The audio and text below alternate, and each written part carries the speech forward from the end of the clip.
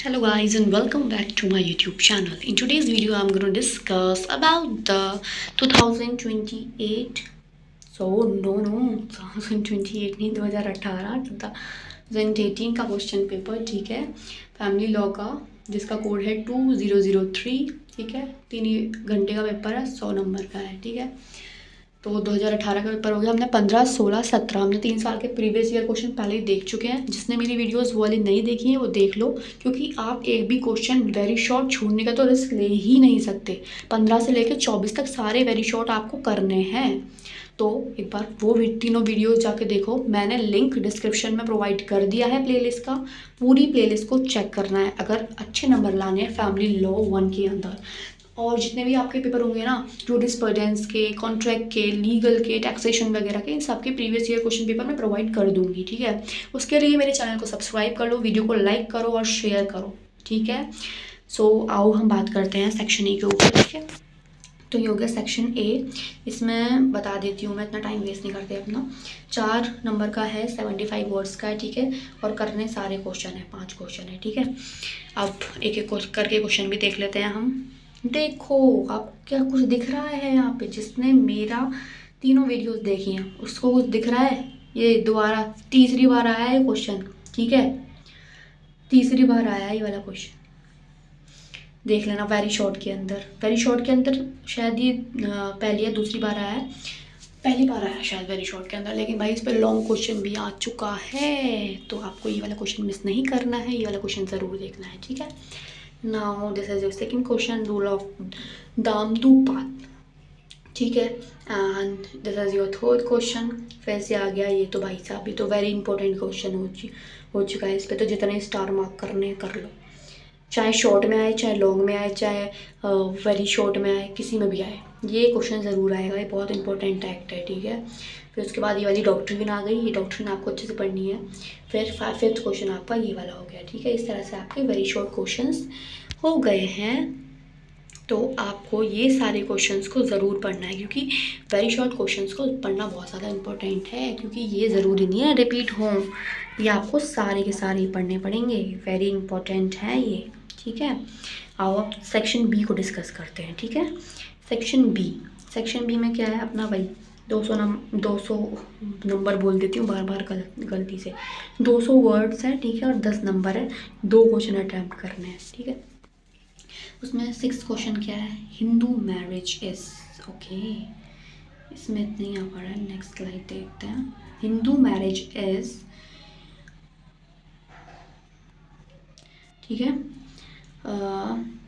Sacrament, देखो यहाँ से मिस प्रिंट हो रहा है थोड़ा सा, जो पढ़ रहा है ना इसको, उसको अच्छे से समझ में आ जाएगा क्या लिखा है। ये मेरे हिसाब से सैक्रमेंट ही लिखा है, एक बार चेक कर लेना, ठीक है। बाकी इतना जानते होगे। तो क्या था वो, Hindu marriage is sacrament not a contract, इसके ऊपर आपको डिस्कस करना है, ठीक है। 7th क्वेश्चन है, is it true to say the Hindu law is not लेड loci but a law of status, ठीक है।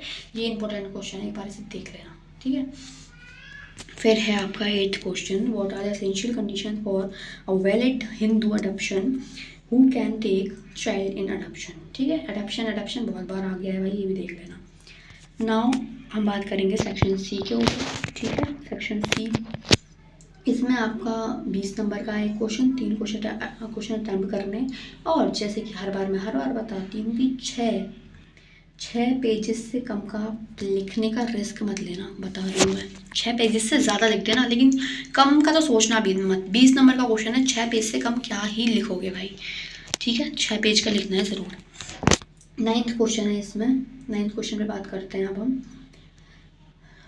9th क्वेश्चन है हमारा, discuss the various sources of Hindu law and dwell the role of custom in the development of the Hindu law. Is it true to say that clear proof of uses will outweigh the written text of law? ठीक है, ये question है, ये अच्छे से पढ़ लेना। अब 10th क्वेश्चन है, what is the partition with Mitakshara. देखो ये वाला क्वेश्चन फिर आ गया, ये वाला इंपॉर्टेंट हो गया, ये वर्ड ही इंपॉर्टेंट हो गया भाई, वर्ड ही बहुत बार आया जा रहा है, ठीक है। ये आपको डिस्कस करना है अच्छे से। 11th क्वेश्चन ये हो गया आपका, Who are the natural guardian of a minor in order of priority? What is the natural guardian of our adopted child? देखो दोबारा से आ गया ये क्वेश्चन, ठीक है, ये अच्छे से पढ़ लेना। 12th क्वेश्चन है गिफ्ट और विल के बारे में, ठीक है। Compare the respect position of a male and the female in the behalf,